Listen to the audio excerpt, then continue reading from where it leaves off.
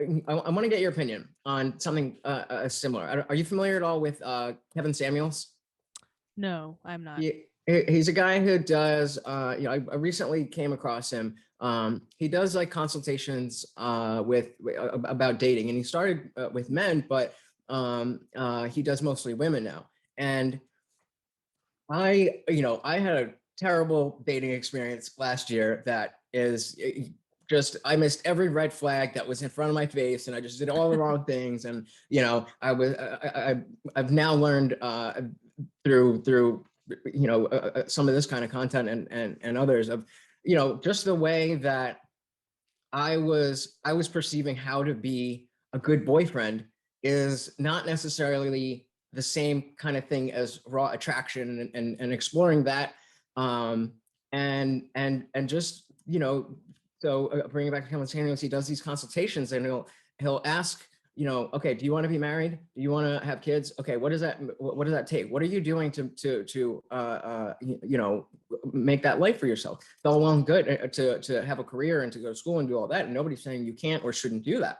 But are you thinking about, when you're in that time of life where you need to be making these decisions? When you're in your young 20s, you're either going to follow a career and do that, or you want to make yourself who some high value, some top 10% guy wants to make you his wife, and not just keep you on his roster. And nobody's saying it's not your choice. Nobody's saying it's not what it is, but you see time and time and time and time again. And I don't mean to pick on girls, because men are the same, absolutely the same way. Well, not absolutely the same way, but just as oblivious, just in different ways. But it's just like these basic things about dating, they haven't even thought of. There's a different channel, Abba and Preach. They just posted a video of him doing some live with some girl who wants to just get a sperm donor and have a baby. And she was like, "Oh, I've been doing research and this and that." And he asked about, what she thinks about the effects of single parenthood on the child and all the. And she's like, I don't know. He's like, "But you said you've been doing the research." Yeah. And again, I don't mean to pick on women. It's not about that. I'm just a male, so that's my perspective. Yeah. And I date females, so that's my perspective. And I've learned that, I always wanted to be the nice guy. I never wanted to be the jerk, and always available, and oh, whatever you like, honey, and all this and that. And I realized that, when I would after this relationship ended, and I then stumbled upon this, like the manosphere, as they call it. And it's just, the first thing is what top 10 things what not to do to make a woman not attracted to you. It's like, answer her right away, because she's gonna think that you're not you're just there all the time, and texting long things and explaining every little thing, and it's just like, yeah, you can do that, but it doesn't have the same effect. And she lost interest in me, and she just got bored and just left me, and I was the one that was heartbroken. And I have to understand, I'm coming to the understanding that if I am going to expect that kind of commitment from someone, and in this context, dating, but in general, that I have to be somebody who is worth that commitment for them. And just being, there's nice guys are a dime a dozen, and especially in the pandemic, being able to answer your texts right away is not that hard. So just learning that there's more to it, and that things aren't always as they seem. Like there's a lot of messaging about what women want, and what best way to be there. So many opinions out there. I mean, please stop me if you want to push back. I'd love to hear what your opinions. Like, here's the things that is there a common place where when I sit with my best friends and we have conversations about the things that are halves do that piss us off? Yes, of course there is. Like, is there that general for me, it's I'm gonna clean and do things myself because I'm not gonna wait for you to do it. It's not a matter of, think that every person has a different perspective on it. And Correct. I blatantly think, so my fiance and I have been together for a decade. It wasn't until I flat out was like, well, first of all, and we talk about this all the time too, I had to figure out what the hell I wanted and what I needed, right? And if you don't walk into a relationship knowing that and then being able to say very clearly, this is what I want, this is what I need, this is what I see for myself, which are the three things that most of us, right, going back to what I said before, don't actually know. We're just walking Correct. around and like putzing through life, and we're with all of the instant gratification and being so focused on moment to moment, we never have that deeper conversation with ourselves, right? I was talking to like a young 20-year-old, and we were talking about, so I have a business, my fiance and I have a business together. When you work within a business, and you know this too, Adam, right? Like you have to look forward into where you're going. Otherwise, you're never like it's goal oriented, right? You never are going to end up where you need to be, or never make the important decisions that you need to be to get where you want to be within business. And business is a very small scope of this, but life works the same way, right? You're going to end up, that's why people end up living their whole life and they look around and they're like, how the fuck did I get here? And why am I so unhappy? It's because we are so used to living within that moment to moment, in that instant gratification, in that really short term, that we don't like turn, I like to say, like you turn like the scope on your binoculars and like you zoom out and you have a wider lens of what's happening in the future. All the things that you brought up related to dating. Did you ever read The Defining Decade? I have not. I love that book. Oh my God, read it. You should read I it. will now. It's all about being like a 20-something, but I don't remember who the author is. The author is a like a psychiatrist or psychologist. And she works primarily with people who are like in that coming of age, transitioning from like being a teenager to being an adult. And a lot of the things that she talks about, the like examples that she shares are relative to dating and those transitions. And once, literally the second you were talking about like, you know, we don't think about how we say we want a family, we say we want to have this when we're older, but we don't think about how that the transition to backtrack that, right? That means you should be doing shit right now for that, if that's a goal that you have in mind. Yeah, and it's society that tells you that you can have it all, girl. You do this and you do that, and like that's not really the thing. You can't. I mean, you can't. You know, if especially because women don't date down. If you make $100,000 a year, you're not going to date a guy who's working at McDonald's. That's just not it's just not gonna fly. At some point, you're gonna end up resenting him. At some point, it might be a few months, it might be 7 years down the line, but eventually, you're not wired to be, you know, leaning. And I mean, there's always exceptions. It works out. I mean, that's from right. That's not like a necessarily. I mean, to a certain extent, I'm sure that it's like like you're aware and you're cognizant of it and you're making that decision. But like, if you think about the stupid way that like we were designed as male and female, the female was supposed to look to the male for stability, and in a modern society, like part of that is going to be that financial stability. So if you reach a point where you don't need that anymore, you're not going to bring on somebody who's not going to be at least at your level or above. Exactly. And so exactly. My point is that reality is sexist. It's nicest to say that, you know, where, you know, you can make, you know, $1 million, and then, you know, when you're 35, you get another guy who's making $1.5 million. Guys who are making $1.5 million date 22-year-olds. And like the point is, everybody's free to do what they want to do. Everybody, you know, the idea that women are not capable of X, Y, Z is ridiculous. But at the end of the day, men are hardwired to be, you know, providing, and that's what is our worth in society. And whether we like it or not, women's beauty is more their value. Society doesn't really care about what a woman earns and all that stuff, and it sucks because it's just as hard, if not harder, for a woman to earn this than that. But when it comes to the specific lens of dating, I personally, along with many other men, that's not what we look for in dating. We look for your beauty. We look for, are you going to come home when I come home and you know, not necessarily cook and clean and do all that stuff, but just, you know, are we going to be a team that makes my life easier? Are you going to be a compliment to my life? Men have to be the ones that are you know, if you don't have something, then you're nothing. women, you know, not you always have the option to latch on to a guy at the finish line. I'm not saying it's classy. I'm not saying most women do it. I'm just saying that if there worst comes to worst, you could find some millionaire who will take you on and at least pay your bills. And men don't have that at all. And so it's just different. And I don't think it's wrong for us to acknowledge that it's different. And when it comes to this modern idea of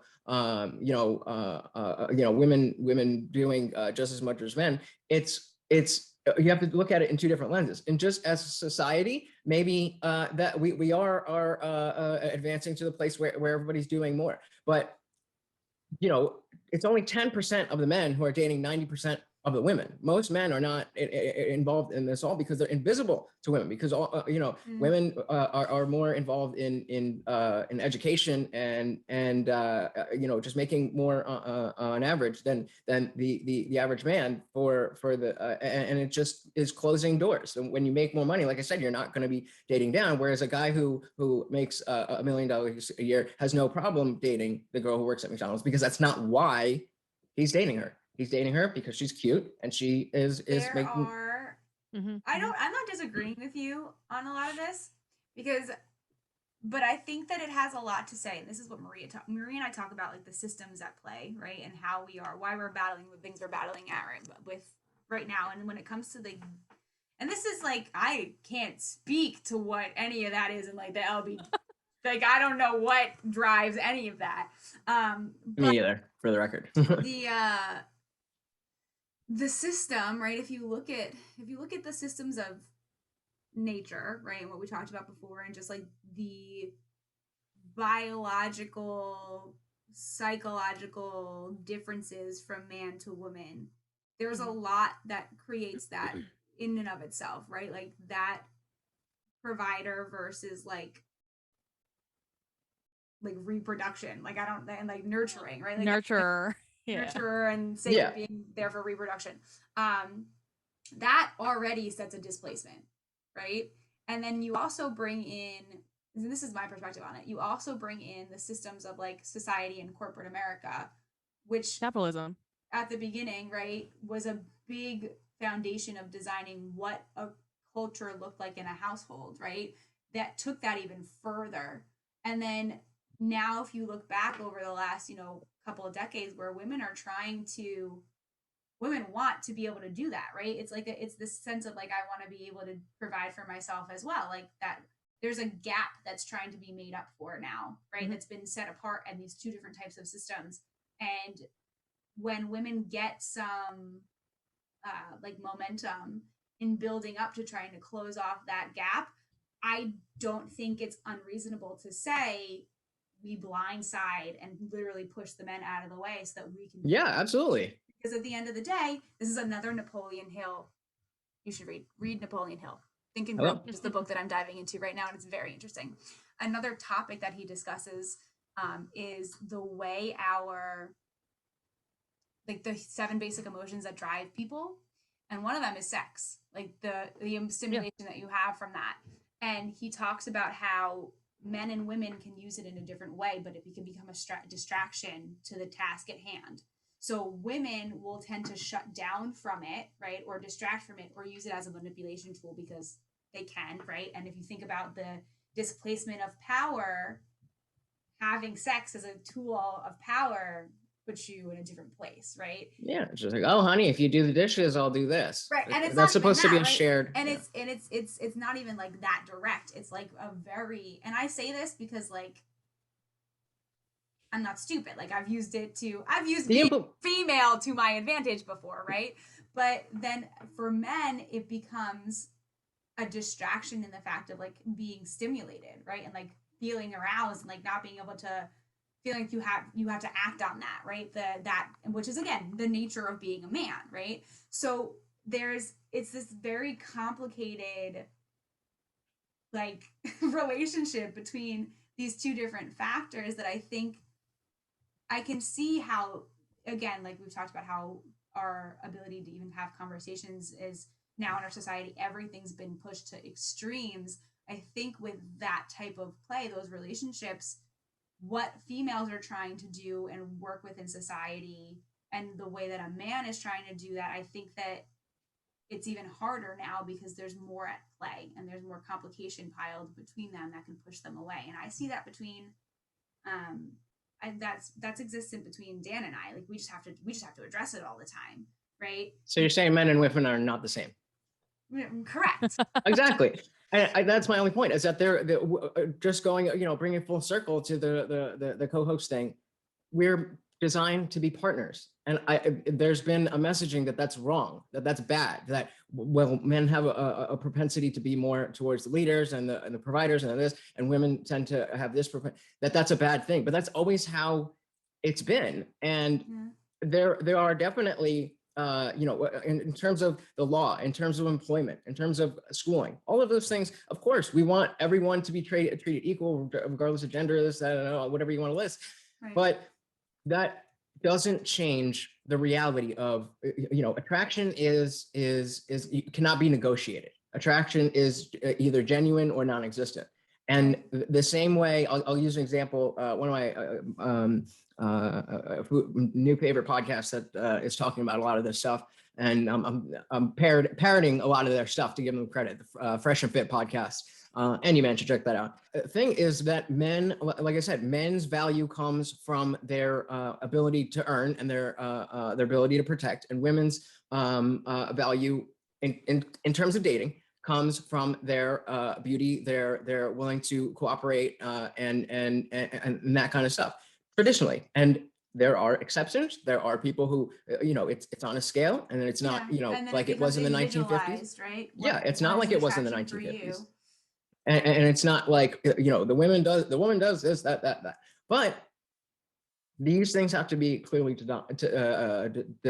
determined. And as a guy who, has grown up with, I mean, my dad was definitely there, but he was a doctor. So I didn't see him a lot. And so I was raised by my mom, and just, being from an Asian family, we don't talk about stuff this much. I'm sure Marie can attest to that. Yep. And so I had a lot of friends that were girls, and when I was younger, and then I would have crushes, and I would always be you're like a brother, and it's like, and I didn't understand why, and it was because I was demonstrating to myself that I'm not a sexual being, I'm a non-sexual being. I can be a friend, I can give it, and non-sexual attention is something women get for free, whereas men have to earn that sexual attention. If you're an ugly bum as a man, you don't get attention from women. But even if you're an average woman who has no job, who's dumb as anything, you still have 99 DMs waiting for you. And so trying to erase that reality and act like, oh, well, in general, because we want people to be equal under the law, we want women to be able to choose this, that, and the other, which is true, making that point, that's how it works for everything. And so when it comes to dating, if you're the guy who's always ready to, whatever you say, honey, and there's no, that's it, the old trope of going after the bad boy is true. And if you understand that and use it responsibly, then I think you can be someone who maintains, again, in the manosphere, what they call frame, you can maintain that you are the leader of what's going on. And women like yourselves who are intelligent and driven and ambitious will still yet find that guy, someone that you feel is worthy of following, and not in the sense of that, these are buzzwords but it comes down to it. You want that guy to be a leader. You don't want a guy you have to take care of. You want a guy who's that's what most women look for, in the same way that most men look for fitness, beauty, and cooperation. That's just the basics. That's just reality. And it is sexist, but reality is sexist.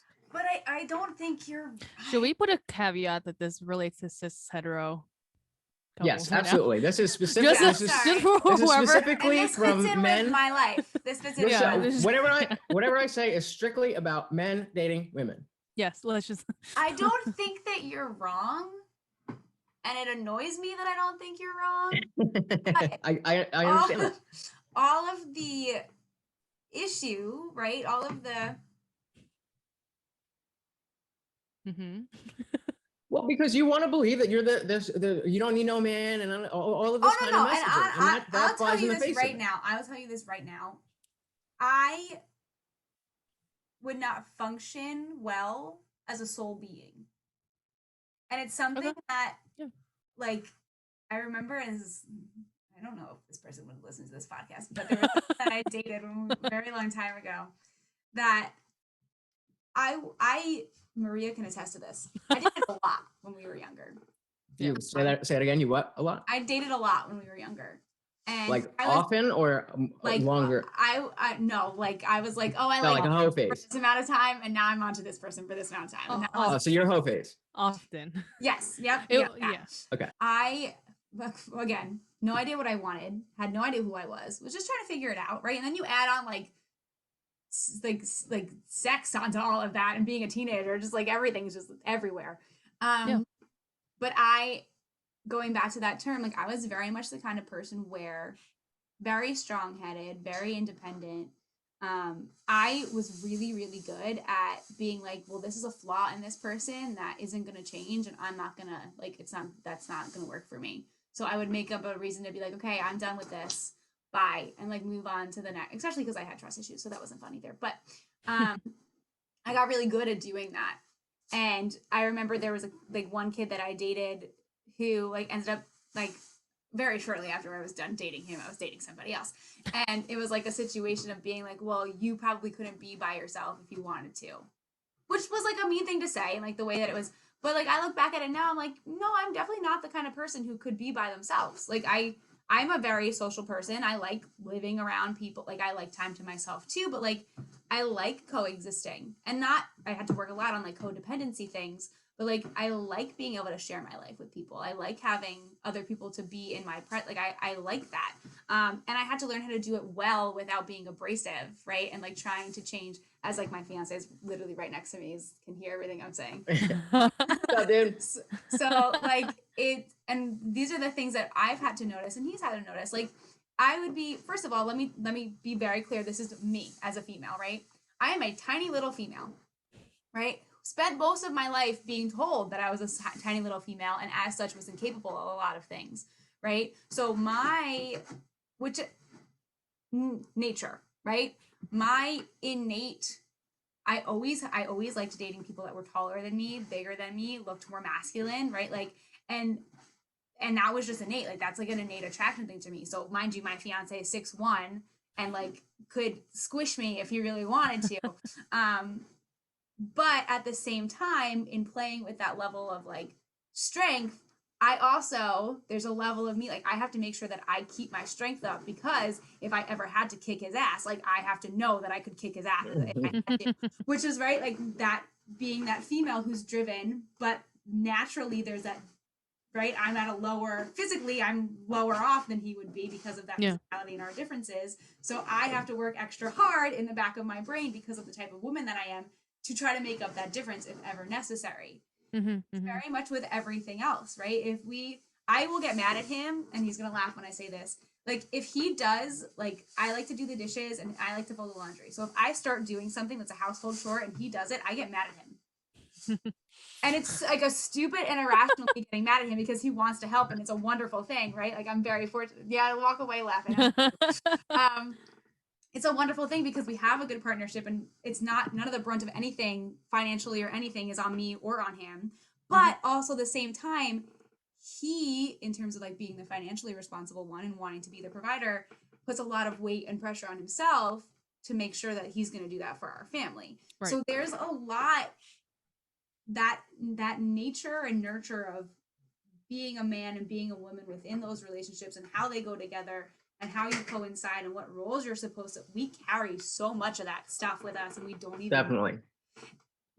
know. And Maria, I definitely want to hear your perspective, but just before we move on, it's, you guys have found a balance that works, but I'm sure he's hardworking, and he is someone that, like you said, you feel comfortable that it's not a threat to your independence and your strength to follow him because he is worthy. And so you said something important before about not knowing what you want.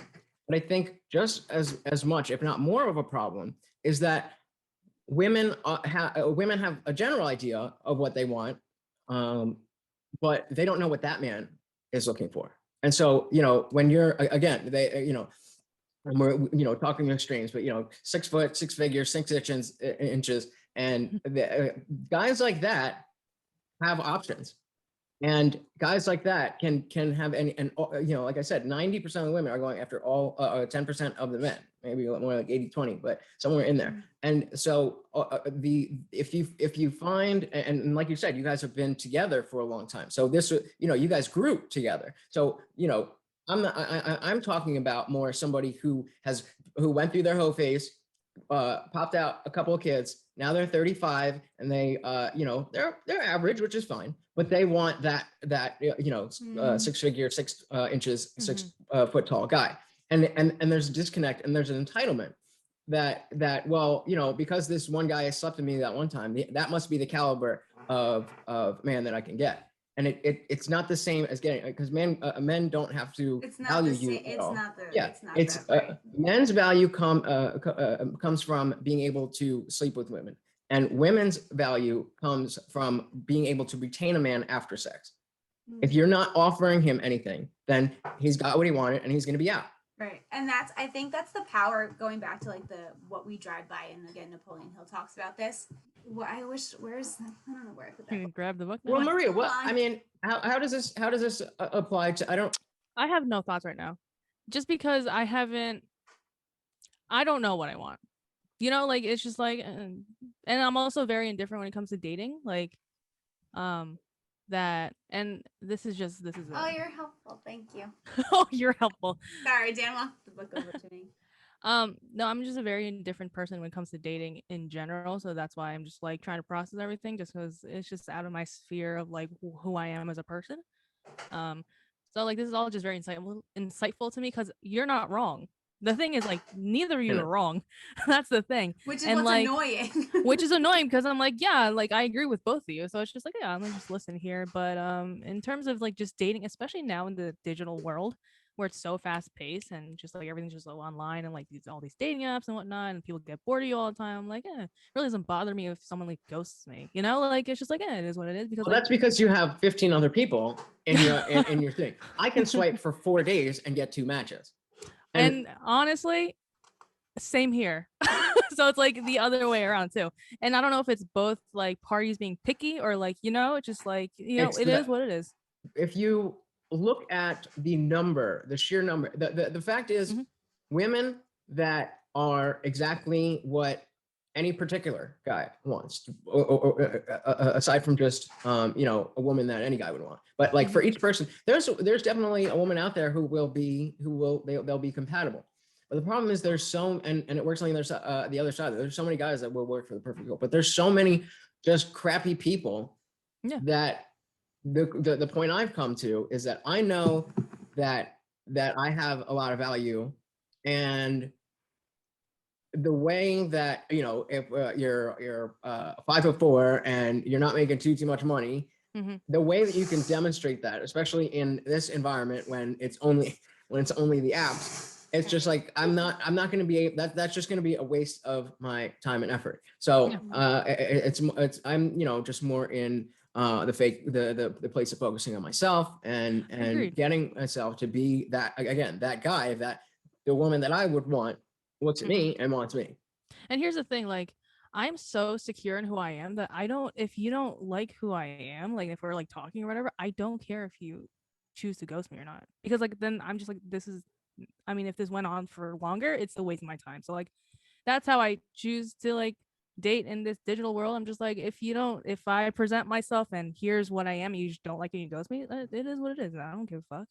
But other people get very hurt on that sense, going back to like our previous conversation, like you present yourself out there and then you get really defensive and really hurt and then you shut down, and like thankfully I'm not like that anymore, so I'm just like, yeah, it is what it is. Next person, swipe. I mean, the level of rejection that men and women experience, it's so different that it's definitely not an excuse for these shitty guys that like if you don't answer them, like, oh, I didn't even like you anyway, bitch. Yeah, obviously that's stupid. However, the reason that it comes off so much worse is because we are, again, to use from Fit and Fresh podcast, their candy store analogy. Let's say there's this candy store, and women are allowed in on their 18th birthday. There's every candy you can imagine. So, and you can be there until you're 35. So, you've got all this time, you try different things, you might have a little phase where you're just eating too much candy and whatever, but, eventually you realize that the yellow Laffy Taffy sucks, or the Starburst and the Tootsie Rolls are gross. And so this is kind of what you like. Then 15 years later, all the men who have $100,000 in the bank and have spent 5 years in the gym are allowed into the store, and they're going crazy, and they're allowed, they've gained their access, and now they're going in, they're trying to grab whatever. And you women who have been in there for 15 years are like, oh my God, how do you not have control? It's like, not only have we been held on the outside, but we had to work for this. So you're damn right. We're going to eat every single piece of candy we can. And that just goes to, like, again, and I'm just talking about dating. I'm not talking about politics and all that stuff. I'm talking about how men and women relate to each other. That message that men and women are different has become toxic because of other areas where men and women or just people in general haven't been treated equally, and where we want them to be treated equally. But then that whole message brushes over this part, where it's like it's not the same. The way men view women is not the same. The way it's just, it's different. I mean, like, again, an example they use is like say we're at the club and I come up to you and say physically I'm your type, but I come to you like, oh my God, your hair is great. Oh, those shoes. Where did you get that jacket? You probably wouldn't be very attracted to that because that's very feminine, and that's the same. You're not a sexual being to me. That's the same mentality that men feel with a masculine woman when a boss babe comes in. It's just like, oh, okay, nothing against you personally, but you don't appear to me as a sexual being. And so it's just, again, it comes down to, it's not saying don't be a boss babe. It's just, if that's your path in life, understand how that affects how men or your potential dating suitors see you. Yeah, exactly. I have questions for Dan right now. Daniel, when we first met, did I come off as aggressive to you in any way, in any nature, or like? No, because now I like, we've been together for as long as we've been together. Now I'm like, here, because I know the kind of person that right. Well, that's the kind of person I was then. So he's thinking we're gonna get. But that's why he chose you. Yeah, that's why he chose you, because even though you're strong and independent and ambitious, you're not that. Well, he said you weren't aggressive, but you definitely knew what you wanted, which is so funny because when I look back at myself 10 years ago, I had no idea what I wanted. So I guess I faked it really well. Yeah. Do you feel and like? Then the problem. Well, no, and then I would hope, right? Like, is that this is going to be a bigger conversation that we'll have to have another episode. Oh, clearly. Sorry, Dan. Jesus. Poor Dan. Is that a part of what attracted you to me? And then do you still see that in me as a person today? Probably more so, right? I'm more of an asshole now than I was then, like, in terms of, like, now I'm very clear on what I want, so now I do it. But these are good things to, like, this is the crap that when we were younger, we never would have had these conversations. Like, I would have right. And that's why it works, because you guys are your kind of relationship is grandfathered in. But 10 years ago, it wasn't what I'm talking about. Right. And no. so and you guys bypassed all of this crap. No. Oh yeah. But to be totally honest, right? Like, our relationship went through a lot of shit. Like, we're good now and we still have some, but our relationship went through a lot of shit because both of us were all over the place. Yeah. That's just your 20s. Right. Yeah. Literally. I mean, and that's the thing. Men usually don't hit their stride until 30, 40, 45. And coming back to a typical woman today who's 25 and is going to school and wants this career, they want the guy that's making the six figures and all that and everything. Just settle. Then but then when you play out their life plan that, okay, they're going to be going to school to here, and then they're going to be working, and then they're going to be doing this, it's like, well, those kinds of men don't want that. And it's not saying that that's bad to do, or they that want you shouldn't submission. do it. They want submission to whatever their life is. and nowadays it's as opposed to like the 1950s, it's more about that balance that, hey, I'm an independent woman, I'm gonna, have my own shit going on, but at the end of the day, you are a man I'm going to be with you because you're a man who's worthy of that. Women are the gatekeepers to sex, and men are the gatekeepers to relationships. So if you're in, if a guy is wanting to lock you down, he either has no other options, or or if he's higher value, then he sees something in you that he could ride with you for the long term. And this isn't politically correct to say, but it's the way things work. Oh so yeah, just be a nice guy and just be yourself. It doesn't work. The movie, have you ever seen the I love this movie. He's Just Not That Into You. Yeah. Like, yeah, I love that movie. Again, that's, first of all, Justin Long, like, there's something about Justin Long, I just love his goofy ass. But the thought behind a lot of that and the struggle that like women of that age deal with is, and I used to tell my friends this all the time, like, and I say this to him too, like, and it comes down to even chores, right? If he wants to do something, he's gonna do it. If he doesn't want to do something, he's not gonna do it. So like with those situations of like, oh, like I'm not getting calls back, or this person's not showing up, like, or like they're delaying their conversation, or like it seems like bullshit. Well, like it probably is. Like there's that manipulation doesn't come from that end in that same way. But the point that I wanted to read about before, Napoleon Hill says like there's no greater like influence on like of a man in wanting to please a woman, but it has to be the right woman, right? Like once the man can tap into, like you said, Adam, once the man can tap into who offers everything that they want, there's no greater influence. Like that woman has the greatest influence. His desire to please that woman will have the greatest influence on all of his actions going further, but he has to choose that. And I think that there's that choice on both sides, right? The woman has to, and Dan and I play with this as a female all the time. I have to choose that I'm going to submit. And not in like yes, exactly. And that's exactly, I didn't say that. That's a word they use on Fresh and Fit all the time. And I think all that, but there's nothing wrong with that. He's worthy. Type of, right. And here's the thing. Any type of partnership. It's not just like. And here's the thing with dating language. It's language that's a barrier to what we're trying to say. Because I feel like the people that are listening to this are probably like getting that like defensive like stance again, because our language is so minimal in this sense that like submissive and dominant is there's a image that you, and it has to that be sparks. one at all times, right? Yeah. And but it's not, we're not like, talking. No, men and women are equal. There's nobody. I'm not submitting to no man. It's like, well, I think if Drake walked in and he was like, hey, this is what's good, but you can, I'm sure you would submit to that. And there's nothing wrong with that. There's nothing wrong with that. And I feel like we're all on the same page, but just there's a play on it, right? Especially for me being the type of person that I am, not even just being female, but the type of person that I am. Finding a compromise at any given moment of who's going to be in what role, and then whatever role you're going to be in that moment, being okay with that. And the truth of the matter is, at the end of the day, I submit more towards the vision that Dan has and the intent that he has than I do to him.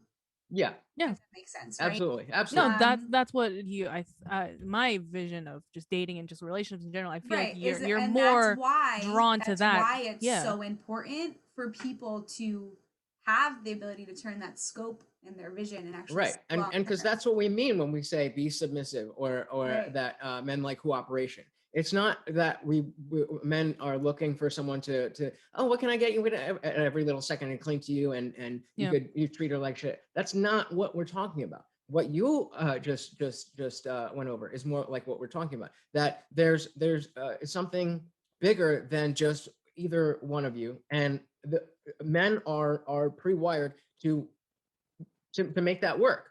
And it's not to say that women can't do it, but it's almost like, why would you want to?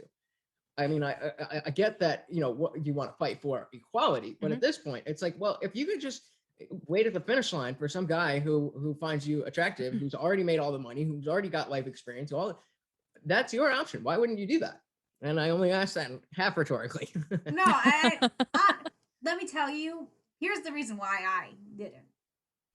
When I was at that point in my life where it was possible, every option that was possible, like an option for me, was so fucked up mentally that it would have been more work for me.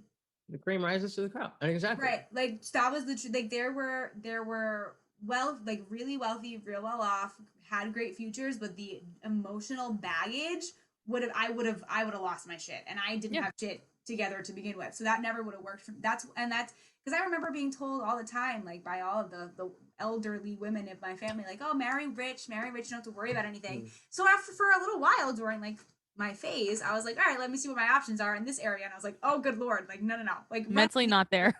like not okay. And that's where it falls on the men. Like, you know, I'm a man who's dating women, so that's, you know, what I'm seeing, and I think I'm a pretty good dude. But obviously, I understand that, you know, when you spin it around, it's the exact same thing. And there's a lot of guys who have money who don't have game. And again, when I say game, that's a trigger word about how to manipulate women. No, it's just how to they literally don't make have yourself. Skills. Yeah, how to implement those social skills to create that genuine desire. And you know, a lot of it is it comes from, you know, both on either side. What the men are doing wrong, what the women are doing wrong. It comes from this idea that everything has to be equal, and you know, this feminist mentalities and all of this stuff. And it's supposed to be good. It's supposed to be saying, hey, we want a good thing, which is all well and good. But if you don't have the discussion to explore what the outcome is going to be, then you can't say that. You can't say it's a good thing. And you have to acknowledge what is already in existence prior to whatever end result you want to have, right? Because you could be saying you want to get here, but if there's a giant brick wall that was developed hundreds and hundreds of years ago at the dawn of our existence, like you're never getting to your end result. You're just constantly running into that brick wall and wondering why your head is always hurt, right? It's like these bigger conversations. And this is why, I mean, Dan and I had talked about this when I had Dan came on an episode a long time ago. The biggest thing that we relate to us being able to have the relationship we have is the communication that we have.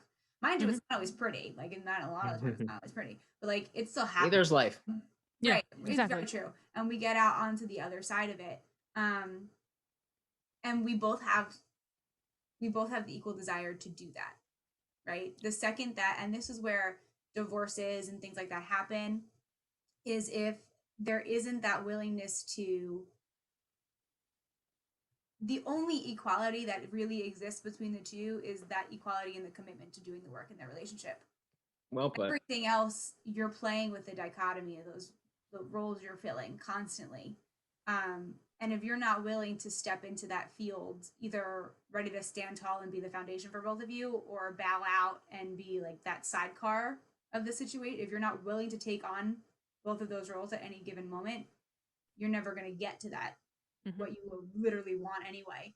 And I think it's really hard for our generations because we have been instilled with so much of this like self-driven independence, like going after it for yourself and doing everything on your own, especially, and I can say this like a lot as a female, right? Like our generation was really told like, do it yourself, you don't need anybody, blah blah blah blah blah.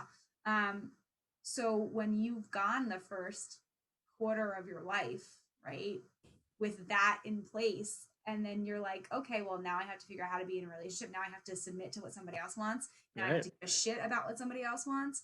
A lot of people don't know how to function into it, and they just want to get, this is another thing that comes up in the Defining Decade book too. Everybody wants that end result that they talk about, all the glory of being, I want kids, I want a happy family, I want to have this, I want to have a really great sex life, I want to have, you know, all of that stuff that is like the good of being in a good relationship. But like, it only comes after a lot of bad. Like, it's not all beautiful.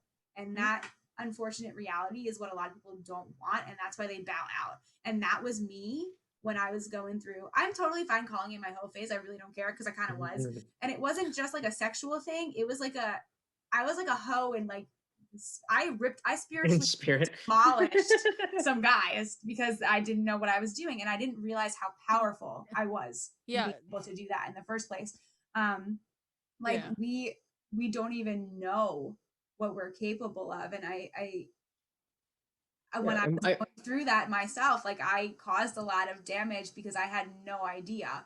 And I wanted all the good stuff out of all the stuff we say about how great it is to be in a relationship. And look at you, like this person's I'm saying that's just you. That's just you, like dealing with the fact that everyone was like, it's great to be in a relationship. So you in high school were like, all right, let's just keep going until I find one. With, right. The way that we look at people who are like that. So it, and it's and what people don't realize is that you've got to come to a relationship as a finished product. Just like when you go to apply for a job, you don't apply to learn how to do the job on the job. I mean, you might learn to do another job on the job, but if you're applying to be, a surgeon, you have to already know how to be a surgeon. And that's how it should be with a relationship. Are you a wife? Are you a husband? Are you a provider? Are you, someone who can be that partner? And I don't think people take that, either don't, combination don't have the self-awareness of that concept at all, or think that it's an on-the-job kind of thing. Well, I'll just find somebody and we'll grow together. And it doesn't work like that. You're just going to grow. And it's harder that way. It's hard. And like what you said before, like Dan and I very much are like that. We were children when we got together, right? Like we weren't, well, I'm still not an adult, but like we weren't adults in any matter of the fact. Both of us had a lot of crap that we had never dealt with or uncovered or faced before. And we not only had to figure out how to be in a relationship, but also how to deal with all of that crap all at once. And that was where is a miracle that our relationship has survived that, right? And if I was still the same person that I was 10 years ago, our relationship never would have survived that. I would have been cold. I would have been like rude. I would have been all the things that I was and why I was dating the way I was dating back then, serial dating back then, would have been the same. So I think you're right. I think that we have to come as fully developed people, and you have to knock on the, like, I'm really big on analogies, so forgive me, but like you're showing up to another person's home, right? Their world. You're taking whatever your baggage is, right? And you're knocking on their door. And if you're showing up with like bags that are awry and everything's a mess and you have no idea where like your shirts are versus your shoes, right? Like you're taking that responsibility of organizing that into that person's home. Right. Definitely. I'm responsible for your fucking mess. And it's just not fair to do that. So when you walk up, like you're always going to walk into a relationship with your baggage, but like you need to have that shit managed and nicely. Yeah. Cause you guys are going to have your own together baggage that you have to deal with. And you know exactly what's going to be the key or the trigger that's going to open that bag and make that stuff fly out, and how to reorganize it and deal with it again. That is on you. And that was the biggest learning curve that Dan and I had to learn in realizing where our biggest issues were, is that we both had to deal and address with our shit. And you have to know what those boundaries are and how to communicate within you, managing that at the center, what you need in the environment that you share, what you need from the other person to help you be able to do that well, because that's your next ring of that, right? If you know how to do what you need to do, but the person who you're sharing your life with can't help to create an environment that's going to support you in doing that, you should be with that person. And then the next rung of that is like, if that person knows what that center of that is, right, doesn't create a good environment for you, but also twist that environment to play into their favor of meeting their wants and their needs, like forcing you into submission through manipulation, get the fuck out of there too. Yeah. Like there's a lot that comes into play with that. And you literally, that's the one place that all the battle analogies and all the battling that we've been talking about, you can't come in battling or swinging, because you're fighting for the opposite of what you actually want in that. And too many people are doing that, and too many people have the wrong mentality going into it. I don't know how much time we have, but I wanted to ask. This is going to be 2 episodes. So yeah, at this point, it's going to be 2 episodes. Okay, cool. Just, it's kind of in the same vein. So I just wanted to, get your opinion, just because I don't talk to a lot of people. And as I'm realizing how unique everybody's experiences are, you're Brittany, you're probably somewhat, I don't remember at what stage, but you're probably somewhat familiar with my my addiction struggles when I was younger. But basically, I was straight edge in high school, and then I started smoking and drinking, and then I got into pills, and I was on that for a while. Then I got arrested and I couldn't smoke, and so I started drinking a lot, and I was doing a bunch of blow. And it was never like, as bad as like horror story horror, but you know, I was in a bad place. I was, you know, at my worst, I was at a point where, you know, I was getting money from my dad just because I was in school. I was also working, and all of my money went to drugs, and I was paying for gas and food in coins. And you know, it's been really only this year that I've really feel like I don't even want to say recovered from that, but kind of been started a new chapter. Mhm. And I just wondered if you like what kind of things, if you care to share, what you know, have really shaped you in that kind of way of being something you've had to overcome. Huh. Maria, would you like to go first? So I feel like I who's cat? Was that your cat? Sorry, that was Gunther. I feel like I could speak to what yours are, and you might be able to speak to what mine are, because I have. That'd be cool. There you go. I'm like, this is what I think. Because at the bottom line of what you're talking about right now, right, is like, and Maria and I have talked about this too, like the shitty things, the traumatic things, the heavy Are what get you to wherever you are now. Shape you, right? Yeah. Would you agree? Mhm. So I mean, And nobody wants to talk about them, and it sucks. And that's literally all the two of us talk about on this podcast. Yeah, 100%, 100%. Wait, are you okay with me doing this, Maria? And then you can go in on mine. I don't know if I want to speak on your behalf on your on your stuff. No, okay, well then you go. But I will say my relationship with you and what I know of your life, there are moments where I'm like, this is something that was a traumatic thing that definitely shaped her as a person. I think it would be really cool for you to hear what the other person has to say about your life, and then, you know, we'll just go in and yeah, fill the blanks. It's not quite like that. Yeah, I think that would just be cool. Yeah, we'll fill in the blanks. You can say whatever the hell you want on my life. I still don't care. I don't. Yeah, because and it's not to be anything derogatory, but here's what to give you a bigger. Go ahead. I'm thinking, right? Go ahead. Speak to this however you want to. The major part of your life that I was a part of and I saw that affected you was what happened with your parents. Correct. So that's what came to my mind first. That was it. That's all I was gonna say. You're just gonna say my parents? That's the biggest. And you're okay. All right. Now I'm thinking. You can go into a little bit more detail if you want to. Go ahead. So to stay away from specifics. Just stay away from specifics. What really and Maria, maybe want to answer this directly. Yeah. It's from those types of experiences that have shaped you, whatever they might be. Yeah. What do you feel like you pulled out of it that allowed you to go from where you started to where you are? Because I think regardless of what it is, these messages and these lessons can be applied not only to just other people in your situation, but to things in general. No, I think for me, Brittany said, my parents were my big traumatic what have you, is the importance of just like being, number one, true to yourself, and number two, being in a relationship that you want to be in. You know, like I value all of my relationships in general, and I haven't, and growing up they weren't substantial. Like it was just kind of like small talk, like, oh, I know you because we go to school together, and like Brittany, we're neighbors, so like that was another thing I was gonna bring up. We're close, sure, we're close, but not to the emotional level. But then when the shit happened and I saw that, and I was like, no, you should value your relationships, and you should value it in the sense that like talking about your favorite books and movies isn't a relationship. It's more like you should know the person that you're with. And that's what I gained out of that, which is why when going back to dating, I am presenting myself and I am so secure in myself that like, if you don't like that, then like, all right, see you later. Like, I don't care, you know, like, so that's what I garnered throughout the years because of that. That makes sense. You touched on too. The other thing that I was going to think about too was like the stuff that we talk about with like the relationships from like middle school through high school and like the identity stuff related to that.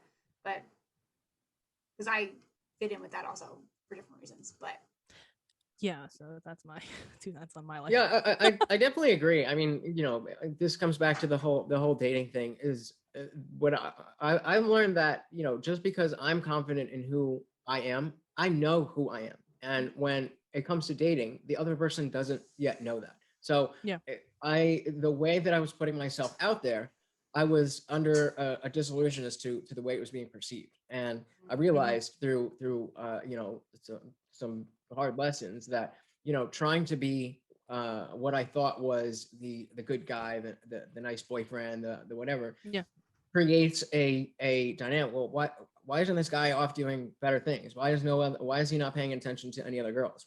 And that's the politically correct or not, that's the way it comes off. And so even though I am that nice guy, and if you're going to be somebody who's in a relationship with me, I will be all about you.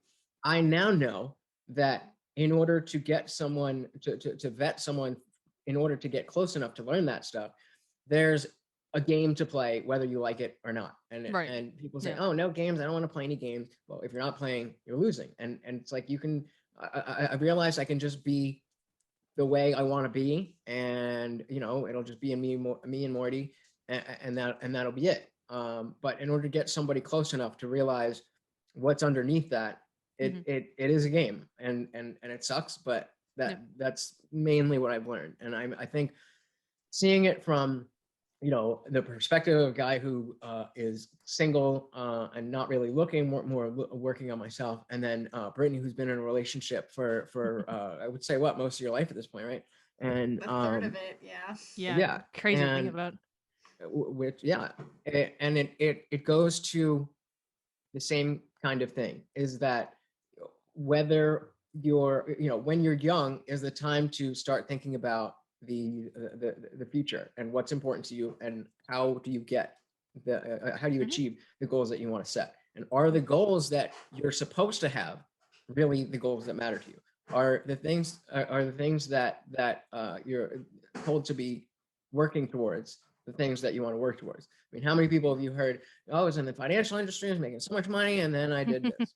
And the message is so lost. But then on the other hand, that doesn't mean, you guys have said capitalism a number of times. I don't know where you stand on that, but I think capitalism is amazing. And just because there's certain aspects of it that can cause, greedy politicians and all this stuff, doesn't mean that the idea of, I have something of value, you have something of value, let's trade that so that we both win.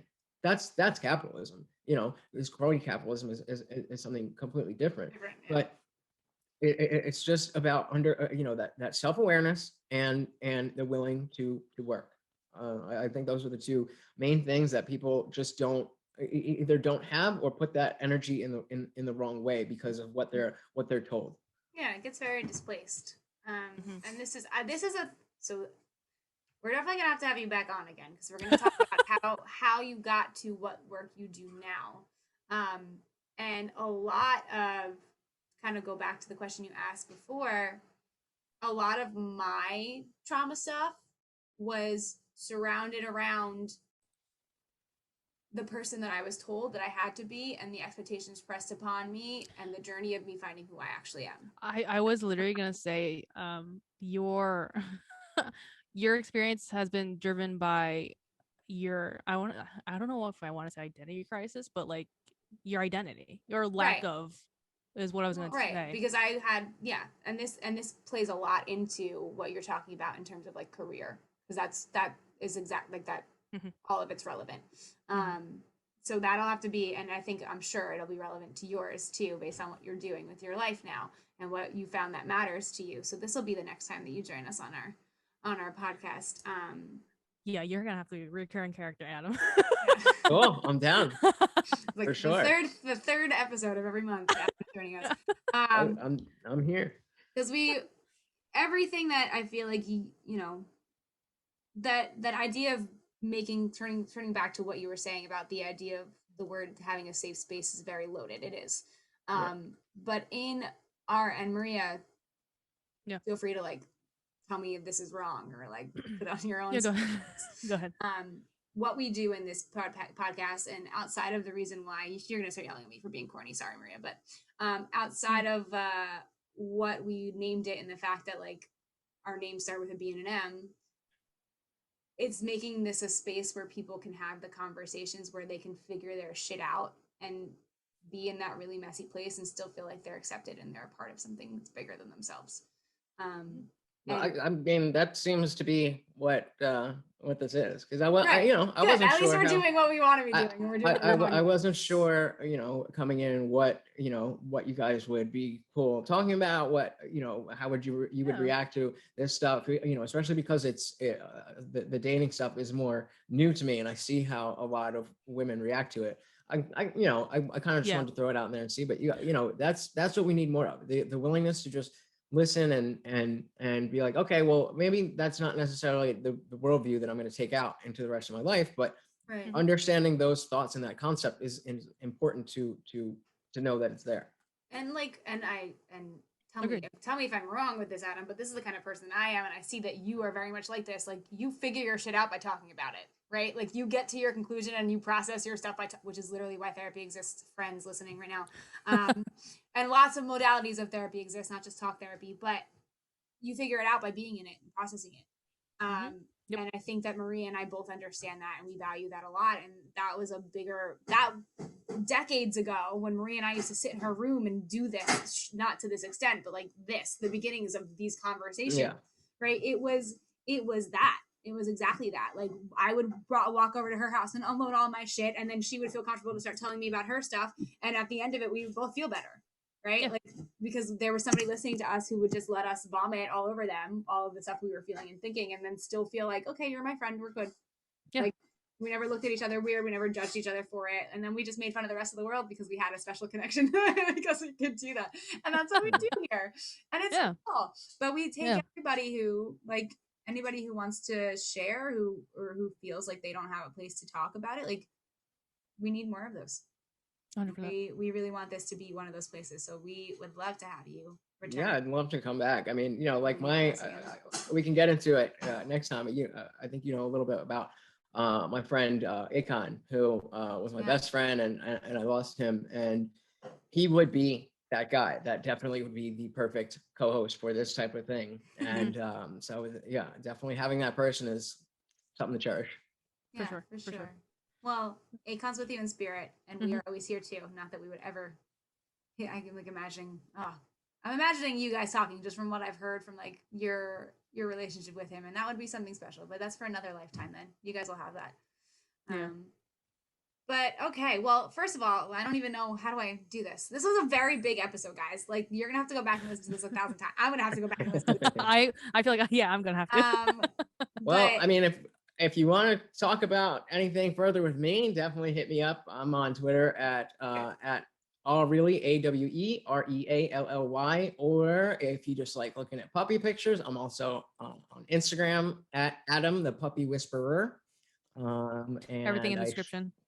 I should be having something more substantial, whether it's a podcast or a book or a show, something coming out soon that's going to get into this type of stuff and not try to be shock jock type stuff, and really dive into this and really have this conversation. So this is awesome. Stay tuned. Oh, and he's going to be on so many episodes in the future, because I'll definitely be back. Yeah, this is a great time. He's going to be interested. He's going to jump in, and it's going to be wonderful. Perfect. Yep. All right. Well, thank you guys so much for listening. Be sure to check out all of the things that Adam just mentioned. They will also be under in all the show credits. Thanks, Maria. Of course. And we will talk to you guys on the next episode. Okay, bye. Thanks so much.